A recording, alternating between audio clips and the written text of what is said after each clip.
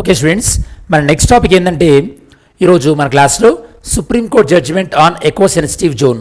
ఈ యొక్క సుప్రీంకోర్టు అనేది ఎకో సెన్సిటివ్ జోన్ల గురించి ఒక జడ్జిమెంట్ ఇవ్వడం జరిగింది. ఈ యొక్క జడ్జిమెంట్ ఏంటి అనేది మనం డిస్కస్ చేయడం జరుగుతుంది. ఫస్ట్ మీకు కాన్సెప్ట్ ఎక్స్ప్లెయిన్ చేస్తాను నేను మీకు. Supreme court judgement on eco sensitive zone గురించి సుప్రీంకోర్టు ఇచ్చినటువంటి జడ్జిమెంట్ ఏందో నేను మీకు ఎక్స్ప్లెయిన్ చేస్తాను స్టూడెంట్స్, జాగ్రత్త వినండి. ఫస్ట్ ఏంటంటే కనుక అసలు సుప్రీంకోర్టు ఏం చెప్పిందంటే కనుక ఏవైతే కనుక ప్రొటెక్టెడ్ ఏరియాస్ ఏవైతే అంటే protected areas like protected forest ఏవైతే కనుక, దాంతోపాటు అంటే రక్షిత ప్రదేశాలు అంటారు, దాంతోపాటు నేషనల్ పార్క్స్ ఏవైతే ఉంటాయో, దాంతోపాటు ఈ యొక్క వైల్డ్ లైఫ్ శాంక్చురీస్ ఏవైతే ఉంటాయో ఇలాంటివన్నీ ఉన్నాయి కదా. సో ఇలాంటివి ఏవైతే ఉన్నాయో వీటి చుట్టూ అంటే వీటి బౌండరీస్ ఉంటాయి కదా, వీటి చుట్టూ కూడా 1 కిలోమీటర్ వరకు మీరు ఏం మెయింటైన్ చేయాలంటున్నారంటే వీటి చుట్టూ 1 కిలోమీటర్ వరకు మీరు ఎకో సెన్సిటివ్ జోన్ అనేది మెయింటైన్ చేయాలి. ఎకో సెన్సిటివ్ జోన్ అనేది మీరు మెయింటైన్ చేయాలి. ఎప్పటివరకు?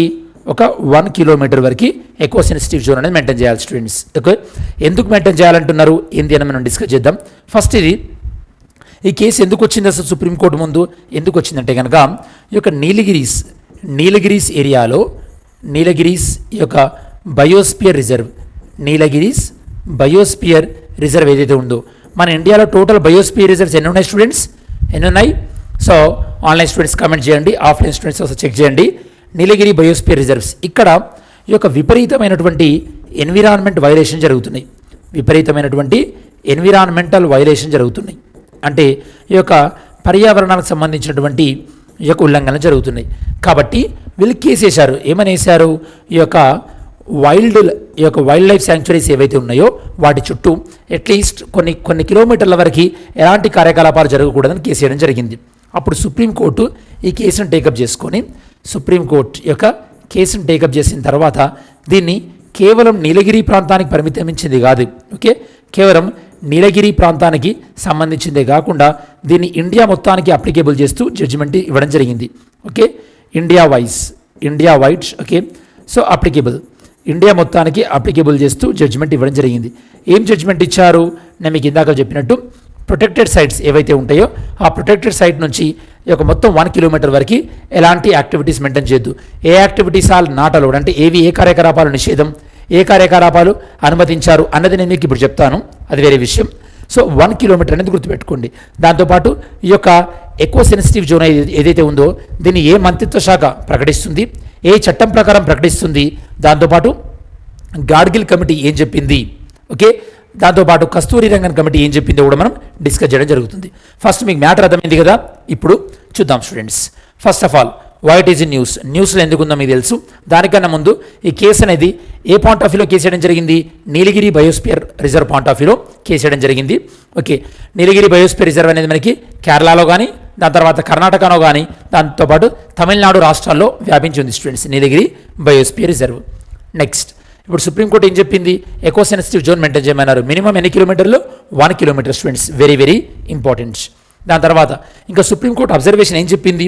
సుప్రీంకోర్టు ఇంకేం అబ్జర్వేషన్ చెప్పిందంటే కనుక ఈ కేసులో జడ్జిమెంట్ ఇస్తూ ఈ యొక్క స్టేట్ అంటే రాజ్యము, మీకు స్టేట్ అంటే డెఫినేషన్ అనేది ఆర్టికల్ 12లో చూడొచ్చు, లేదా ఆర్టికల్ 35లో కూడా చూడొచ్చు స్టూడెంట్స్. ఆర్టికల్ 36లో కూడా చూడొచ్చు స్టేట్ అనే డెఫినేషన్. సో రాష్ట్రం కానీ దేశం కానీ స్టేట్ అనేది ఒక ట్రస్టీ లాగా భావించాలి, ఒక ట్రస్టీ లాగా ఉండాలి. దేనికి ట్రస్టీ లాగా ఉండాలి? సస్టైనబుల్ డెవలప్మెంట్కి ట్రస్టీ లాగా ఉండాలన్నమాట. అంటే సుస్థిరాభివృద్ధి లక్ష్యాల కోసం ట్రస్టీ లాగా ఉండాలి. ఓకే, అంతే తప్పించి ఈ యొక్క స్టేట్ అనేది చాలా తొందరగా అభివృద్ధి చెందాలి అన్నటువంటి ఆతృతతోని ఈ యొక్క పర్యావరణాన్ని దుర్వినియోగం చేయకూడదు. ఇది ఫస్ట్ థింగ్. ఓకే, దాంతోపాటు ఈ యొక్క స్టేట్ షుడ్ స్టాప్ ఏదైతే కనుక ఇల్లీగల్ యాక్టివిటీస్ ఏవైతే ఉంటాయో వాటి వల్ల పర్యావరణానికి ఏవైతే డ్యామేజ్ ఉంటాయో అట్లాంటి వాటిని రాష్ట్రం అంటే ఈ యొక్క స్టేట్ అనేది స్టాప్ చేయాలి. ఫస్ట్ ట్రస్టీలాగా యాక్ట్ చేయాలి, దాంతోపాటు ఈ యొక్క పర్యావరణకు సంబంధించినటువంటి ఇల్లీగల్ యాక్టివిటీస్ని ఆపేయాలి. దాంతోపాటు ఈ యొక్క 1 కిలోమీటర్ ఏదైతే సుప్రీంకోర్టు చెప్పిందో ఆ 1 కిలోమీటర్ ఈ యొక్క 1 కిలోమీటర్ ఎకో సెన్సిటివ్ జోన్ని ప్రకటించాలి. దాంతోపాటు ఆల్రెడీ ఎగ్జిస్టింగ్ స్ట్రక్చర్స్ ఏమున్నాయో, ఎగ్జిస్టింగ్ స్ట్రక్చర్స్ అంటే ఈ యొక్క నేషనల్ పార్క్ చుట్టూ 1 కిలోమీటర్ లోపు కొన్ని బిల్డింగ్స్ అవి ఉంటాయి కదా, ఆ ఎగ్జిస్టింగ్ స్ట్రక్చర్స్ ఏమేమి ఉన్నాయో వాటన్నిటికి సంబంధించినటువంటి డీటెయిల్స్ ఒక 3 monthsలో ఇవ్వమని చెప్తున్నారు. వాటికి సంబంధించినటువంటి డీటెయిల్స్ అన్ని కూడా 3 monthsలో ఇవ్వమని చెప్తున్నారు. ఇక్కడ ఎగ్జామినేషన్ పాయింట్ ఆఫ్ ఇంకొక క్వశ్చన్ ఏంటంటే కనుక మీకు ఎగ్జామినేషన్ పాయింట్ ఆఫ్ వ్యూలో మరి సుప్రీంకోర్టు జడ్జిమెంట్ ఇచ్చింది కదా, సుప్రీంకోర్టు ఎకో సెన్సిటివ్ జోన్ గురించి ఇచ్చినటువంటి జడ్జిమెంట్ ఉంది కదా, మరి జడ్జిమెంట్ని అమలు చేసేది ఎవరు? Very very important. దీన్ని ఎవరే అమలు చేస్తారంటే కనుక రాష్ట్రంలో ఉన్నటువంటి ఈ యొక్క principal conservatory chief of forest, principal conservatory chief of forest లేదా హోమ్ సెక్రటరీ ఈ యొక్క హోమ్ మినిస్ట్రీ సెక్రటరీ ఉంటారు కదా, హోమ్ సెక్రటరీ ఆఫ్ స్టేట్, వీళ్ళ యొక్క బాధ్యత అనమాట ఈ యొక్క సుప్రీంకోర్టు ఇచ్చినటువంటి గైడ్లైన్స్ని అమలు చేయడం. మరి ఈ సందర్భంలో వీటిని ఇప్పుడు ఎవరు అమలు చేయాలో కూడా మనం డిస్కస్ చేయడం జరిగింది. దాంతోపాటు సుప్రీంకోర్టు ఏం చెప్పిందో కూడా మనం డిస్కస్ చేయడం జరిగింది స్టూడెంట్స్. ఇది ఏ ప్రాంతానికి సంబంధించి తీసుకోవడం జరిగింది? ఇది ఏ ప్రాంతానికి సంబంధించి తీసుకోవడం జరిగిందంటే కనుక ఈ యొక్క నీలగిరీస్ ప్రాంతానికి సంబంధించి తీసుకోవడం జరిగింది స్టూడెంట్స్. ఓకే, కాకపోతే దాని మొత్తాన్ని కూడా దేశం మొత్తానికి కూడా వర్తిస్తూ సుప్రీంకోర్టు చెప్పింది. మరి ఈ సందర్భంలో ఎకో సెన్సిటివ్ జోన్ ఎందుకోసం మనం ప్రకటించాలి? ఎందుకోసం ఎకో సెన్సిటివ్ జోన్ ప్రకటించాలంటే కనుక ఇక్కడ మీరు చూస్తున్నట్టయితే కనుక ఈ జోన్ ఏదైతే ఉందో ఇదేంది ఇక్కడ ఎక్కడ అంటే కనుక ఈ జోన్ అంతా కూడా హ్యూమన్కి దాంతోపాటు యానిమల్కి యొక్క కన్ఫ్లిక్ట్ అవుతున్నటువంటి జోన్ అనమాట. అంటే హ్యూమన్ దాంతోపాటు యానిమల్స్ యొక్క పరస్పరం కలవడానికి ఎక్కువగా ఛాన్స్ ఉండేటటువంటి జోన్, కాబట్టి దీన్ని పరిరక్షించాలి. ఇది చాలా డ్యామేజ్ అయ్యేటటువంటి అవకాశం ఎక్కువ ఉంటుంది కాబట్టి దీన్ని పరిరక్షించాలి. దీన్ని పరిరక్షిస్తే ఏమవుతుందంటే ఇది మొత్తం కూడా ఒక షాక్ అబ్జార్బర్ లాగా పనిచేస్తుంది. అంటే ఆ ఏరియా మొత్తం కూడా ఎలాంటి హ్యూమన్ యాక్టివిటీస్ అంటే కొన్ని రకాలైనటువంటి మానవ కార్యకలాపాలు మనం అనుమతించట్లేదు కాబట్టి అదొక షాక్ అబ్జర్వర్ లాగా పనిచేస్తుంది. లేకపోతే కనుక ఈ యొక్క ప్రొటెక్టెడ్ సైట్ కానీ లేకపోతే ఈ యొక్క నేషనల్ పార్క్ కానీ లేదా వైల్డ్ లైఫ్ సెంచురీ కానీ ఇవి డ్యామేజ్ అయ్యే అవకాశం ఉంది అని సుప్రీంకోర్టు చెప్తున్నారు. మరి ఎగ్జామినేషన్ పాయింట్ ఆఫ్ వ్యూలో మనకి ఇంపార్టెంట్ ఏంటంటే ఈ యొక్క ఎకో సెన్సిటివ్ జోన్ ప్రకటించేది ఏ మంత్రిత్వ శాఖ? మినిస్ట్రీ ఆఫ్ ఎన్విరాన్మెంట్ ప్రకటిస్తుంది స్టూడెంట్స్. ఏ చట్టం ప్రకారము? Environment act 1986, environment act 1986, environment protection act 1986 ప్రకారం, ఎన్విరాన్మెంట్ ప్రొటెక్షన్ యాక్ట్ 1986 ప్రకారము ఈ యొక్క ఎకో సెన్సిటివ్ జోన్ని ప్రకటించడం జరుగుతుంది. మరి పర్యావరణానికి సంబంధించినటువంటి కొన్ని ఇంపార్టెంట్ చట్టాలు ఏంటంటే కనుక ఇంకొకటి మీకు wild life protection act 1972, wild life protection act 1972. అలానే ఫారెస్ట్ కన్జర్వేషన్ యాక్ట్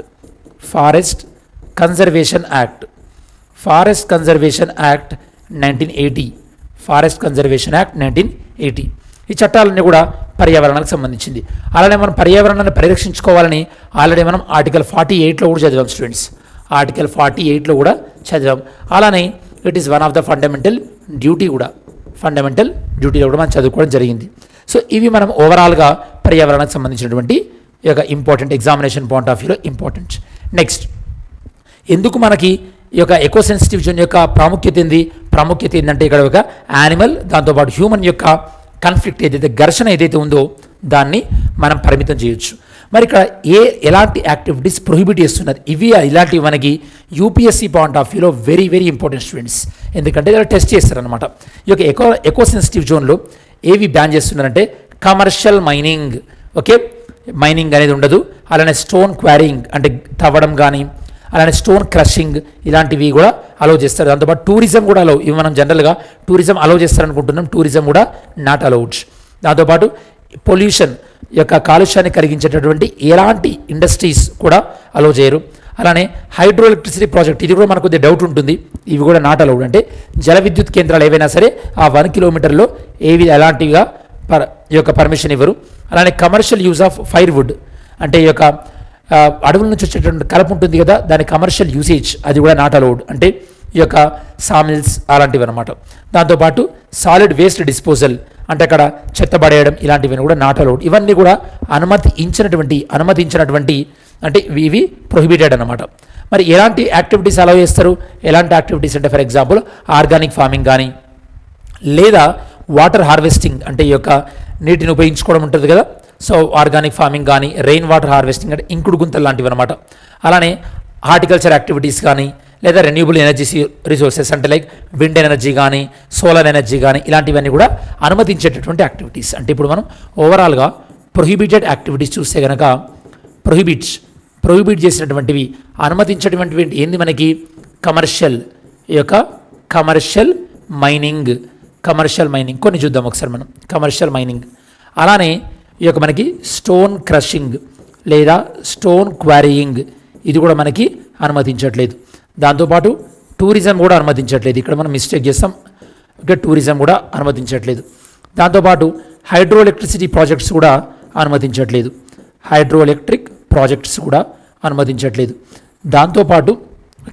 దాంతోపాటు కమర్షియల్ యూజ్ ఆఫ్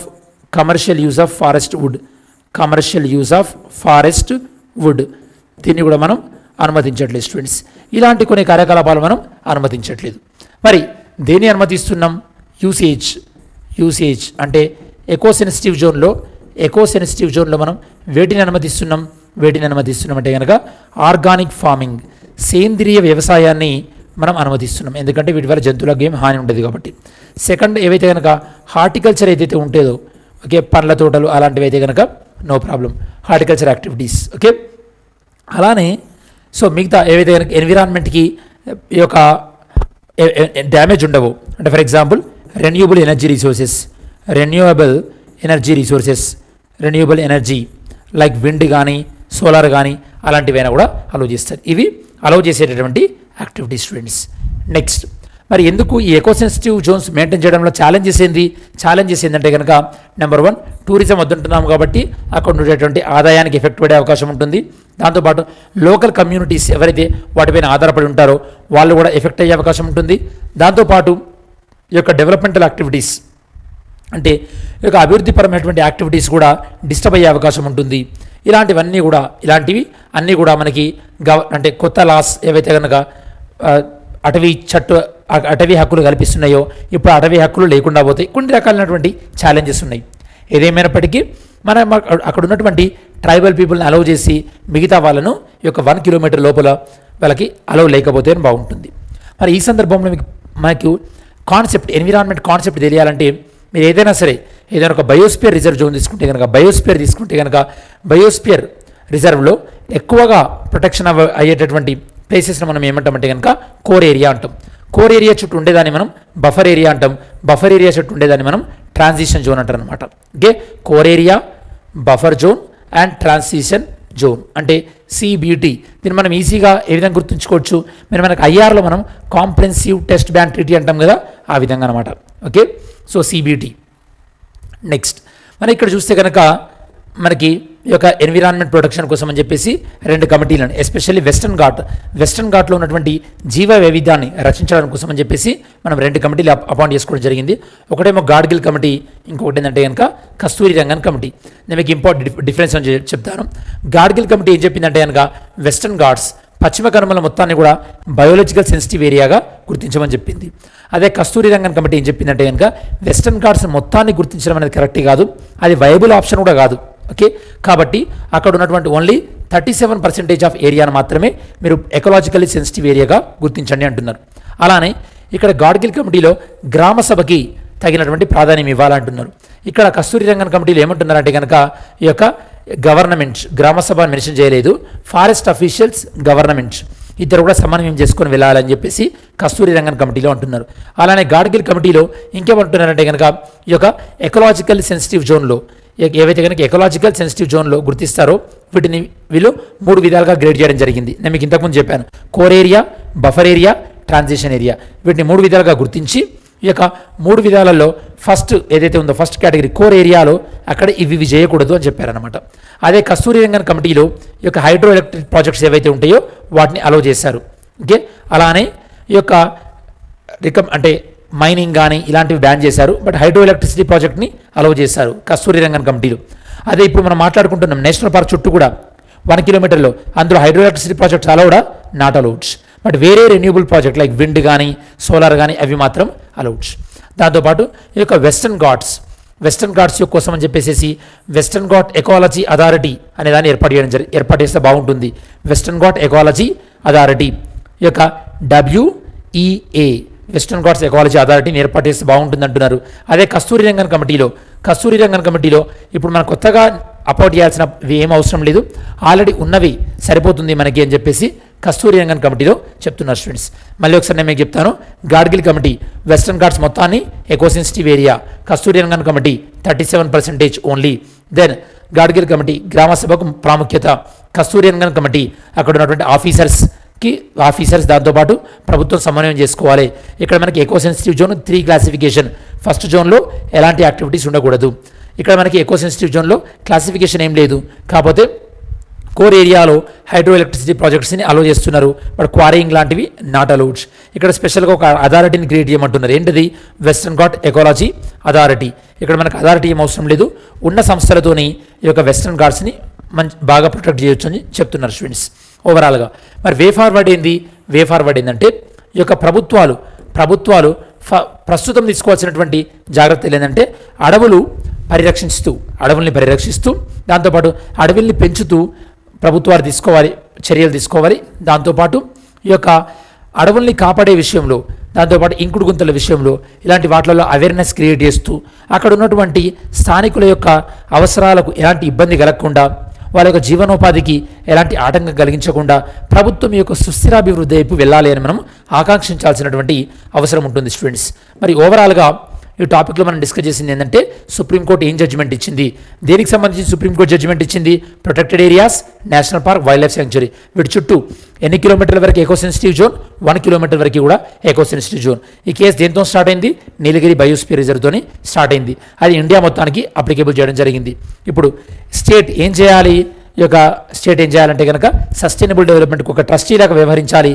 అలానే ఇల్లీగల్ యాక్టివిటీస్ని అలో చేయకూడదు. దాంతోపాటు ఆల్రెడీ ఉన్న నిర్మాణాల గురించి 3 నెలల్లో సమాచారం ఇవ్వాలి. అలానే ఎకో సెన్సిటివ్ జోన్ అమలు ఎవరు చూడాలి? Principal conservatory chief forest officer చూడాలి, లేదా హోమ్ సెక్రటరీ చూడాలి. ఎన్విరాన్మెంట్ దీన్ని ఎవరు అమలు చేస్తారు? ఎన్విరాన్మెంట్ మినిస్ట్రీ వాళ్ళు అమలు చేస్తారు. అలానే ఇక్కడ ఎన్విరాన్మెంట్ ప్రొటెక్షన్ యాక్ట్ ఎప్పుడు 1986. అలానే ఈ యొక్క పర్యావరణానికి సంబంధించినటువంటి కొన్ని రకాల చట్టాలను కూడా మనం చూడడం జరిగింది. అలానే ఎకో సెన్సిటివ్ జోన్లో ఎలాంటి యాక్టివిటీస్ ప్రొహిబిట్ చేయడం జరిగింది అంటే నిషేధించాం, ఎలాంటి యాక్టివిటీస్ పర్మిషన్ ఇచ్చామో చూడడం జరిగింది. ముందుగా దాంతోపాటు ఈ యొక్క గాడ్గిల్ కమిటీ, కస్తూరి రంగన్ కమిటీ ఈ యొక్క రిపోర్ట్ మధ్యలో ఉన్నటువంటి తేడాలను కూడా చూస్తూ ముందుగా ఎలాంటి చర్యలు తీసుకోవాలి అని మనం డిస్కస్ చేయడం జరిగింది. ఇది స్టూడెంట్స్ ఓవరాల్గా మీకు ఈ యొక్క ఎకలాజికల్ సెన్సిటివ్ జోన్ సంబంధించినటువంటి ఇన్ఫర్మేషన్.